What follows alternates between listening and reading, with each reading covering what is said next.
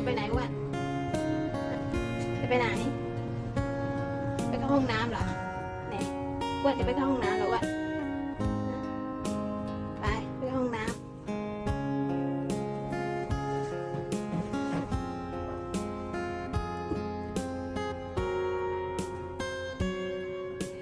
ที่เราไปเข้าห้องน้ำหิวนี่เอง